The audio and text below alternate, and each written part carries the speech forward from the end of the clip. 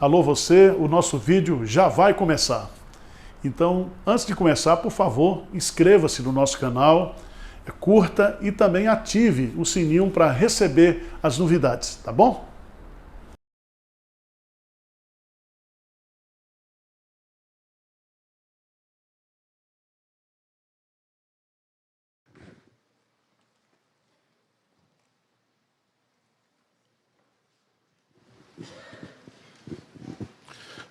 Irmãos, vamos abrir a palavra de Deus lá em Atos dos Apóstolos, capítulo 9.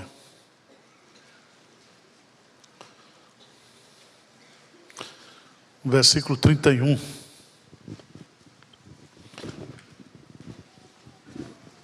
Quero falar sobre o crescimento da igreja hoje. Mas eu quero fazer um desafio para você, como membro desta igreja, como simpatizante dessa igreja, para você vestir a camisa dessa igreja.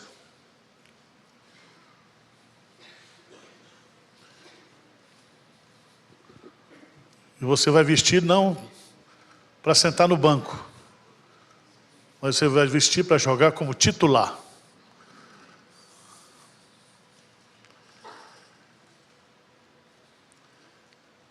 Eu quero fazer, eu não sou um analista de Bagé, eu não sou nenhum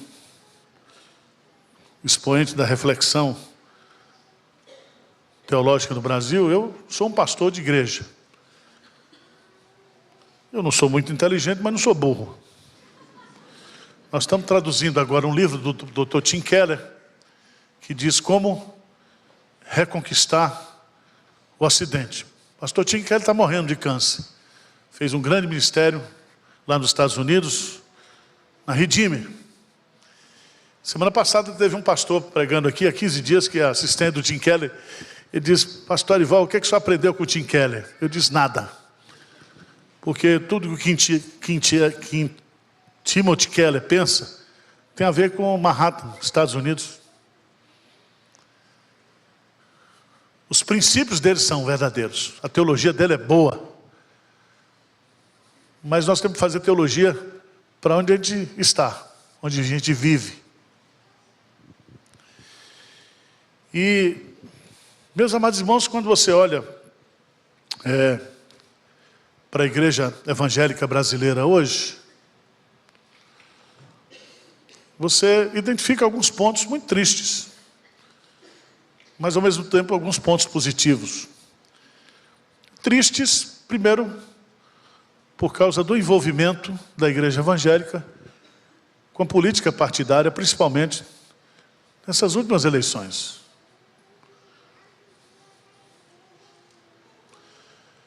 E eu escrevi aquele livretozinho, está aí: Igreja separada do Estado. O Estado recebeu o poder da espada. E a igreja recebeu o poder da autoridade espiritual. Somos cidadãos conscientes, votamos cada um em quem quiser. E se você quiser fazer o L, faz o L. Se quiser você fazer o B, você faz o B, problema é seu.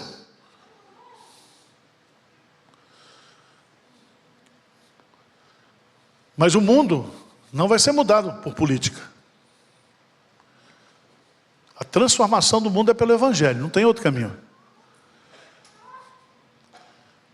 Se você botar político evangélico, mas você não botar delegado evangélico, funcionário público evangélico, professor evangélico, não muda nada. Por isso que a igreja reformada, ela defende o sacerdócio universal do crente. Um diretor de escola evangélico, ele tem poder, ele tem força. Ele tem influência. Segunda coisa que está acontecendo negativamente é, de uma certa forma, o arrefecimento das denominações históricas. As denominações históricas estão muito mais preocupadas em manutenção das suas instituições do que com o crescimento do Evangelho. Você vai para a igreja batista, as igrejas metodistas, eu diria a própria presbiteriana, São igrejas que estão estagnadas, crescem pontualmente, mas não estão focadas na missão. Com todo respeito e admiração aos meus amigos, e a nossa igreja é uma igreja que ama a denominação, é uma das igrejas fiéis à denominação, e que tem trabalhado para o crescimento da denominação. Mas há muita gente que não está preocupado com isso. E hoje as pessoas não estão ligadas à igreja por causa de denominação.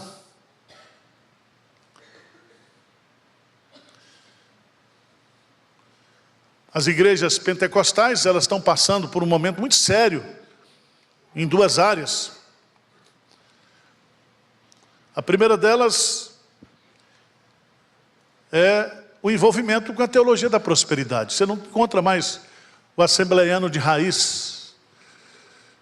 Você não encontra mais aquele pentecostal que cria que a evidência do batismo do Espírito Santo era falar em línguas. Mas agora é ter carro importado.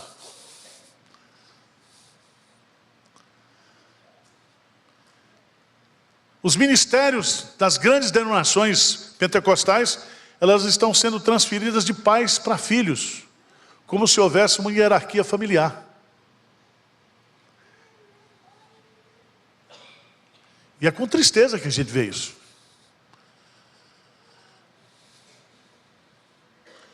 Mas a igreja não para de crescer. O evangelho cresce. A palavra de Deus o quê? Prevalece.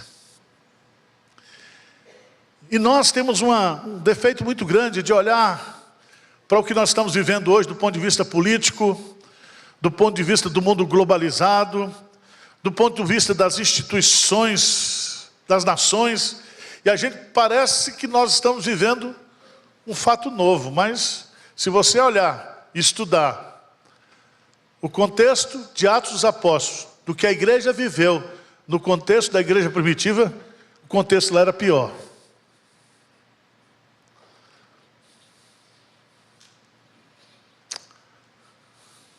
A pauta LGBT lá em Corinto era mais forte do que a gente hoje vive hoje. Sabia disso?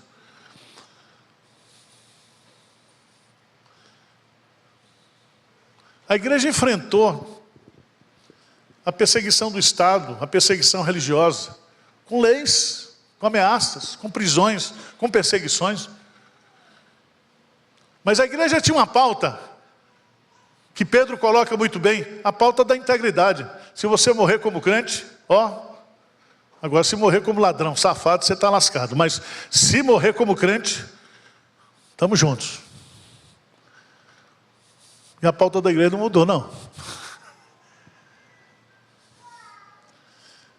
A igreja pregava o evangelho. A igreja vivia o evangelho. E sabe o que acontecia? A sociedade, ela era transformada pelo poder do evangelho. A pauta não mudou.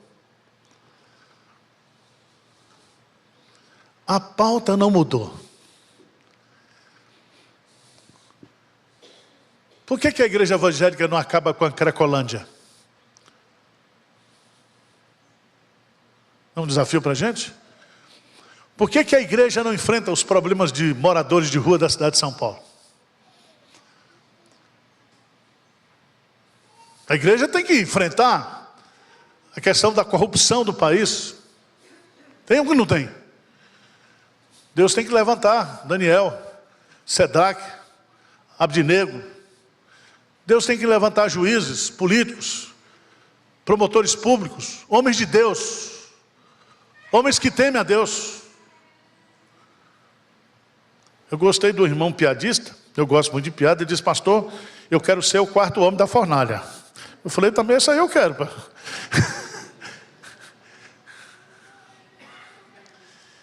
Então o desafio que nós temos hoje é voltar ao que era a igreja primitiva. Não com saudosismo, mas como padrão, como modelo.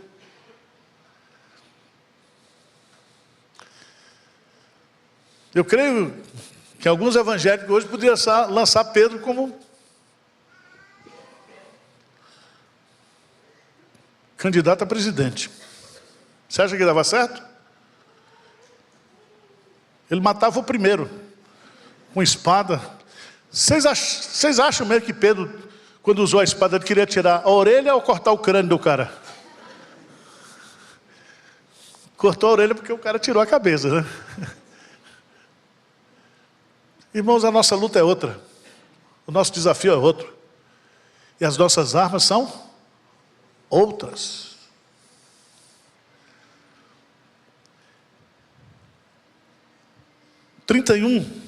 de Atos, capítulo 9. Atos 9, 31. A igreja, na verdade, tinha paz por toda a Judéia, Galiléia e Samaria, edificando-se e caminhando no temor do Senhor, e no conforto do Espírito Santo, crescia em número. Então nós precisamos ter paz, nós precisamos nos edificar, nós precisamos caminhar no temor e no consolo do Espírito Santo, e nós precisamos crescer como igreja.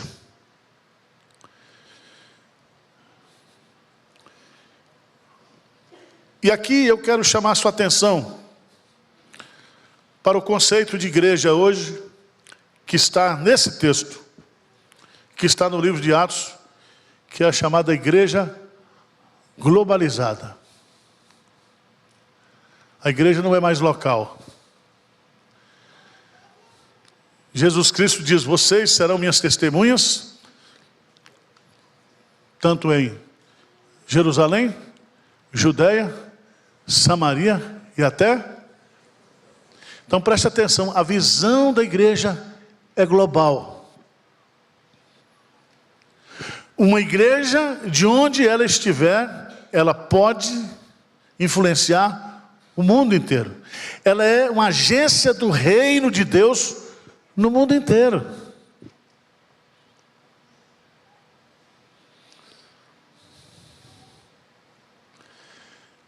Eu recebi os dados estatísticos. Nós chegamos esse mês, nos últimos 28 dias, ao período da pandemia. Na pandemia nós alcançamos mais de 4 milhões de acessos na pandemia. Em 28 dias. Nós alcançamos agora 4 milhões e 300 mil acessos em 28 dias. Nós temos os nossos sermões em 8 legendas. Nós temos gente nos assistindo no Brasil, no mundo inteiro aqui, hoje. O que nós estamos fazendo aqui tem repercussões em qualquer lugar do mundo.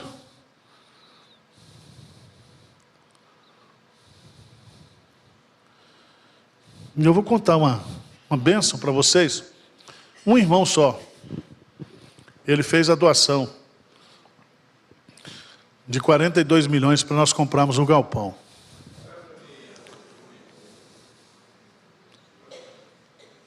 Aí você diz: estou livre. Não. 42 milhões para comprar o galpão. E nós já acertamos a compra do galpão, mas precisamos fazer todo o processo na Receita Federal.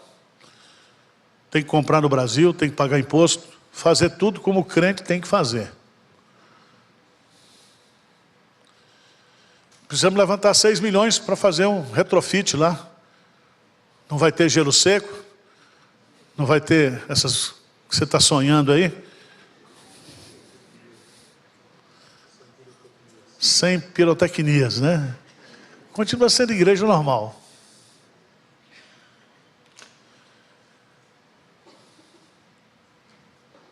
Temos que levantar 6 milhões para organizar a compra, equipar, fazer toda a parte de logística.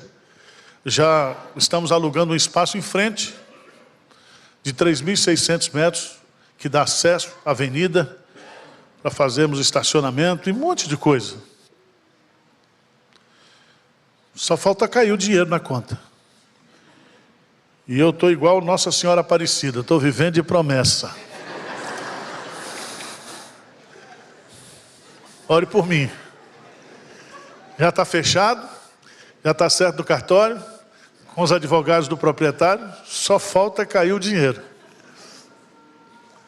O dinheiro existe, mas é a tramitação. E a tramitação tem que ser de forma legal. O dinheiro tem que ter origem. E vai ser comprado em nome da Igreja Presbiteriana de Pinheiros. Nós vamos convocar uma assembleia, os membros civilmente capazes, para que vocês votem a compra do imóvel. Se Deus quiser, até final de maio. Mas a obra não para. Nós temos um orçamento de quase 40 milhões para cumprir esse ano. Nós estamos plantando 105 igrejas, 105 campos de jornal. Estamos construindo um templo lá em Guiné-Bissau, 300 mil reais. Terminamos agora a parte. Temos que investir 3 milhões na Europa. A igreja está crescendo, crescendo. O nosso missionário maravilhoso, o Samuel, me deu uma notícia muito feliz essa semana. Ele veio para o Congresso de Avivamento, gravou um vídeo e disse: pastor, a Érica está grávida do 8º filho. Eu falei: a igreja está crescendo.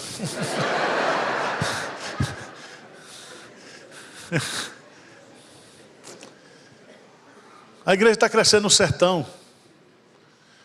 Nós estamos lá em Caridade do Piauí, compramos os imóveis essa semana. Deus tem feito coisas extraordinárias. E vai fazer muito mais, infinitamente mais do que pedimos ou pensamos. Você vai vestir essa camisa ou não? Não importa se você joga de ponta esquerda, né? De centroavante. Eu me lembro que era tão ruim quando eu comecei a jogar futebol, que quando dividia o time, dizia: pode jogar para qualquer lado, não tem problema, não faz diferença. Mas eu jogava. Você tem que jogar. Está aqui para jogar. Mas, irmãos, o segredo do crescimento da igreja é tão simples. Primeiro,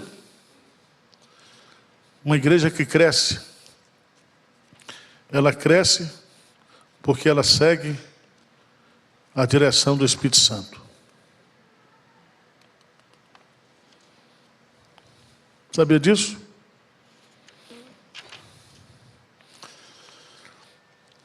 Em Atos dos Apóstolos, quem dirigia a igreja era o Espírito Santo. Preste atenção. Quando você estuda esses cursos de liderança, de coach, o líder precisa ter a visão, não é isso? E os liderados seguem a visão do líder. Mas na Bíblia não é assim. O líder não tem a visão. A visão é de Deus. O líder, ele influencia a igreja a seguir a direção de Deus. Vocês estão entendendo ou não? Pastor, qual é a visão da igreja presbiteriana? Aqui não tem visão, aqui não tem lunático, não tem, né, outras coisas mais. É o Espírito Santo que manda. Ficai em Jerusalém, até que do alto sejais o quê? Revestidos de poder. Eu brinco muito quando o pessoal, nós estamos com quase 80 funcionários aí vai contratar um funcionário novo, eu me apresento, eu digo assim: você quer ter vida longa aqui na IPP? Quero. Não me contrarie.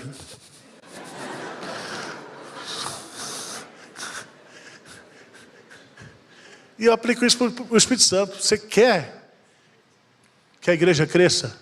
Não contrarie o Espírito Santo, o dono da igreja. É do jeito dele. É na hora dele. É do jeito dele.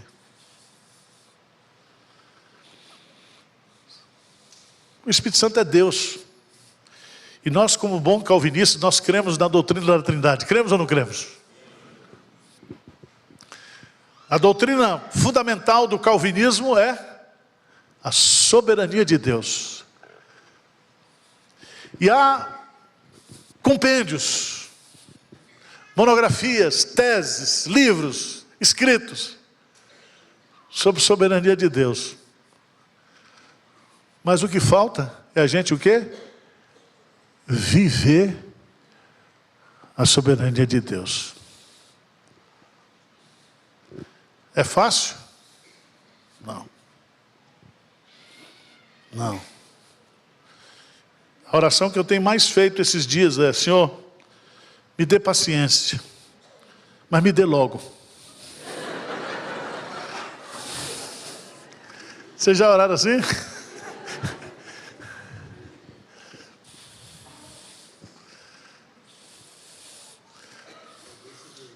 Estava igual a esposa, uma senhora que traiu o marido. Ela teve um relacionamento com um amante negrão, preto, e ela dizia: pastor, toda noite orava para o menino nascer preto. Nasceu preto igual o pai. Eu digo: minha irmã, não tem jeito. Soberania de Deus.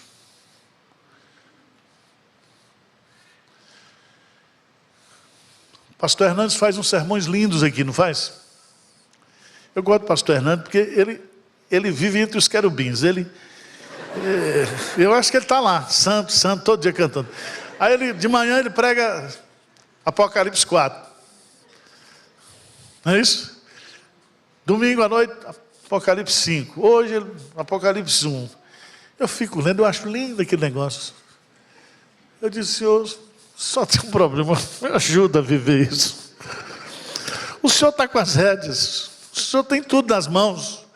O Senhor está sentado no trono. Me ajuda.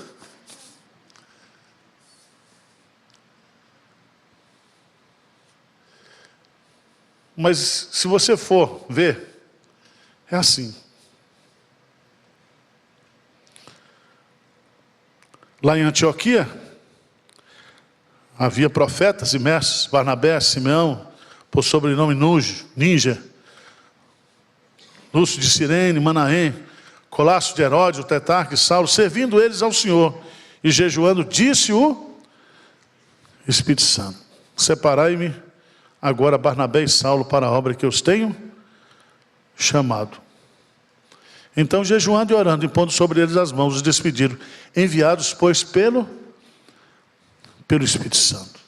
É o Espírito Santo que converte, é o Espírito Santo que acrescenta a igreja, é o Espírito Santo que consola a igreja, é o Espírito Santo que santifica a igreja, é o Espírito Santo que separa os obreiros da igreja, é o Espírito Santo que ensina, que guia, que faz tudo da igreja.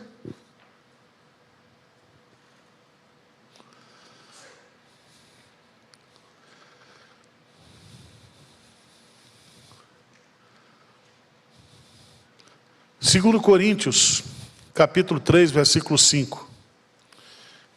Grife esse versículo aí.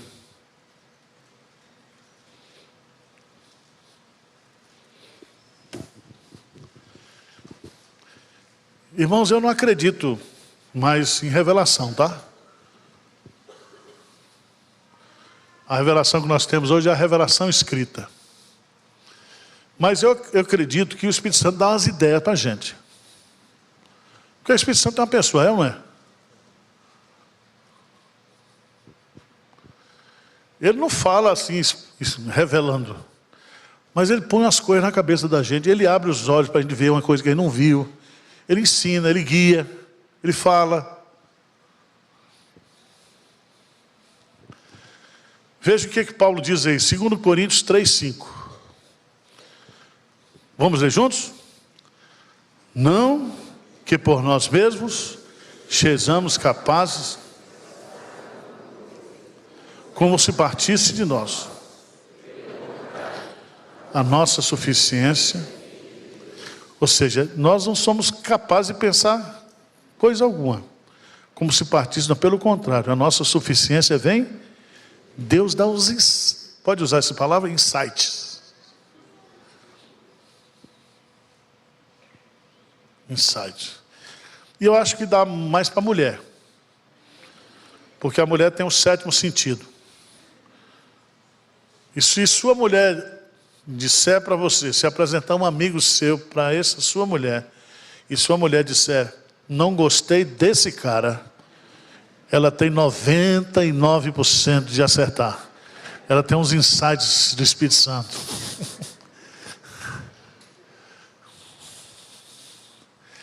Deus dá ideia para a gente. Porque o nosso Deus, nós somos feitos a imagens e a semelhança dele. E Ele deu uma ordem para a gente crescer, multiplicar, encher e dominar. Eu fico pensando, será que Deus não pode dar umas ideias boas para a gente mudar esse país, que não seja por política, mas por integridade, santidade, trabalho, fé? O que você acha? Deus pode ou não pode?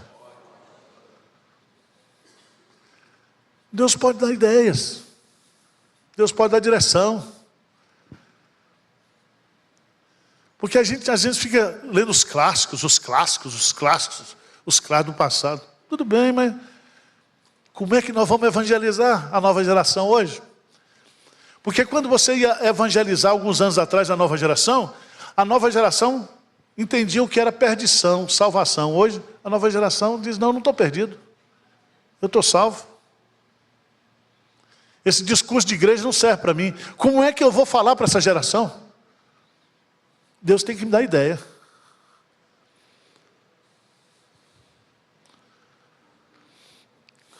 Irmãos, somente Deus pode nos capacitar para fazer a sua obra.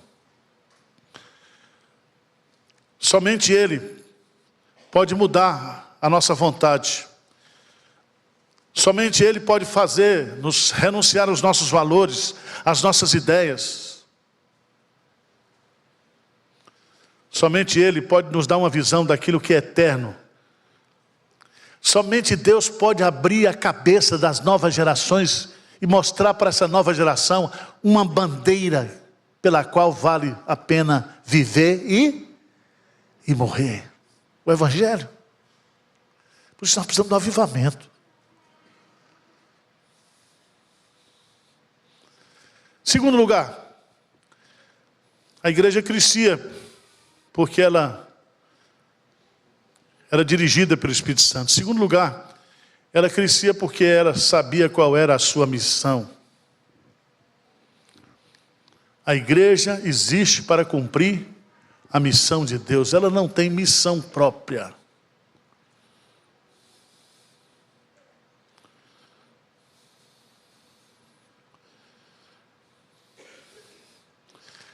A missão da igreja não é discutir teologia. Você acha que é?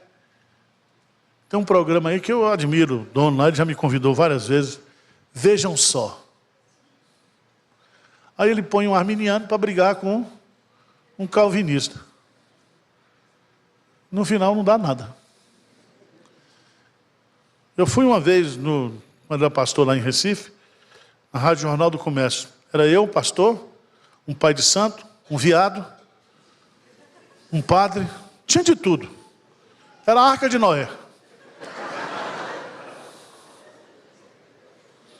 O que você acha disso, pastor? O que você acha disso?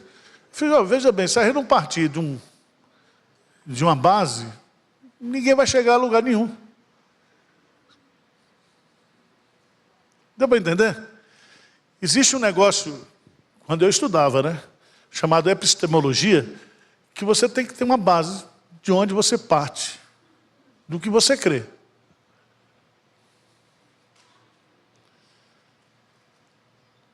Eu creio, e por que eu creio? Então não dá para você discutir certos assuntos se o cara não crê naquilo.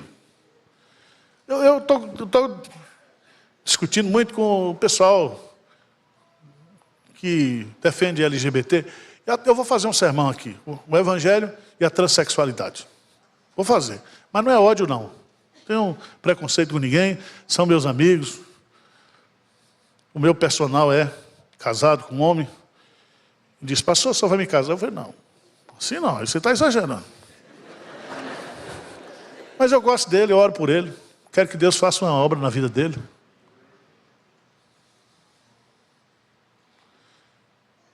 Mas eu disse para o cara, me diga uma coisa, adianta mudar, fazer a cirurgia e você ficar macho por dentro?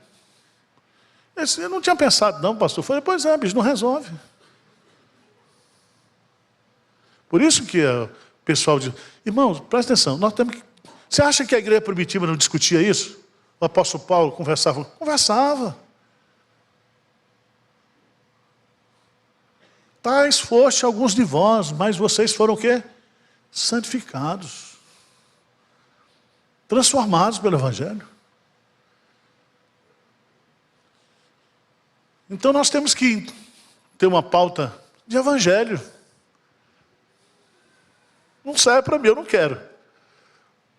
Eu não quero. Eu acho que a Bíblia diz assim. Mas eu te respeito. E eu vou dizer para você, eu tenho que amar você como Cristo me amou. E eu quero que você seja transformado pelo poder do... Não é só nessa área, é em todas as áreas. Porque o mundo não quer ver discurso. O mundo quer ver o quê? Transformação. Perguntaram para o cego, você não era cego? Quem foi que te curou? Eu não sei quem me curou, mas eu era cego e agora eu o quê?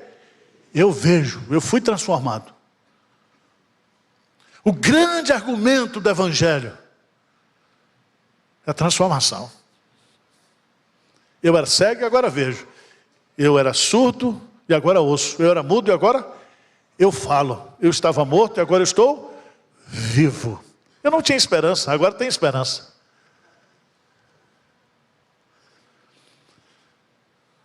Essa é a nossa missão, fazer discípulo de todas as nações, batizando-os em nome do Pai, do Filho e do Espírito Santo. Tem uns colegas meus, tem um colega de turma, diz, pastor Arival, eu estou reescrevendo a Bíblia. Poxa, você entrou na Trindade? Está reescrevendo. Reescrevendo a Bíblia. Eu falei, rapaz, é bom demais. Eu já tenho dificuldade de entender o que está escrito e me imagino de reescrever. Eu não consigo cumprir 1% do que já está revelado, quanto mais vou reescrever. Você já pensou nisso? Qual é a nossa missão? Ser sal da terra e luz do mundo. Revelar o caráter de Cristo, santidade, viver. Isso é a igreja. Vós sereis reconhecidos como meus discípulos, se amardes uns aos outros. A igreja cresce. A igreja cresce. Sob a direção do Espírito, convicto da sua missão, mas era uma igreja também que orava e trabalhava. Vou ler só um versículo. Fica de pé aí, por favor, a gente já está estourando aqui. Atos dos Apóstolos. Por que a igreja crescia diariamente? Você já pensou nisso? Porque a igreja o quê? Evangelizava diariamente. A igreja se reunia diariamente. Atos 5:42. Eu vi lá na igreja Sarangue, eu estou importando, me importei para aqui, sabe? 3 áreas da igreja. Primeira área da igreja, olhando para cima, que é isso? Adoração. Segunda área da igreja, olhando para dentro, cuidado, comunhão, treinamento, ensino. Terceiro, olhando para fora. Para fora. Servindo. Mas não é servindo como missionário, que a gente usa esse termo missionário. Então, eu vou citar ali, porque é mais importante, está o André ali, o nosso ministro. Você tem que ser crente lá, no Supremo Tribunal Federal. O nego lhe pressionando de todo lado, batendo em você. Você diz, eu vou pela minha consciência. E a minha consciência está submissa ao quê? A palavra de Deus. É assim. Tá certo? Você como médico não faz. Você como advogado não faz. Você como comerciante não faz. Você é crente. E aí, sabe o que vai acontecer? A terra será cheia da glória de Deus. Pelo testemunho. Pela cultura de integridade. Quando chega para mim e diz, Arival, você é vendável, senhor, mas o preço é caro. Pode aumentar. Veja o que diz o texto. Versículo 42. 5:42, Atos, vamos lá? E todos os dias, no templo, de casa em casa, não cessavam de ensinar, de pregar. Todos os... Em casa, nos lugares internos, nos lugares públicos, pregar a Jesus, o Cristo.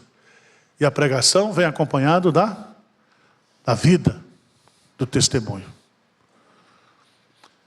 Se a gente quer crescer, vamos vestir a camisa dessa igreja. Essa igreja vai ser grande, vai crescer.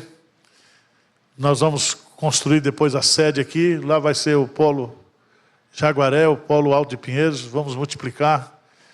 Vai ter a escola de princípios. Eu não sei se eu vou estar aqui, vai ter a faculdade de princípios. Tem a TV que está crescendo. Tem tudo está crescendo, a editora. Deus vai levantar muita gente boa aqui. Já está levantando. Se você não quer vestir a camisa, nem venha para cá. Vá para o Corinthians. Parece que o Palmeiras ganhou ontem, né? Foi isso? 2-1. Tá? Desculpa, Corinthians, né? Porque está tão comum que eu não estou...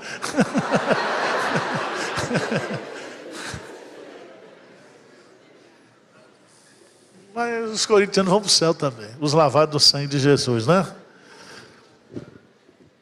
Quero fazer um desafio a você. Ame a igreja. Ame essa igreja. Ame a Jesus primeiro. Diz, eu faço parte dessa igreja. O Heré está aqui, ó. Vem, acho que é a 5ª geração. Está aqui agarrado. Os filhos dele estão aqui. Ame essa igreja. Vista a camisa. Diz, nós vamos crescer pela graça de Deus. Amém?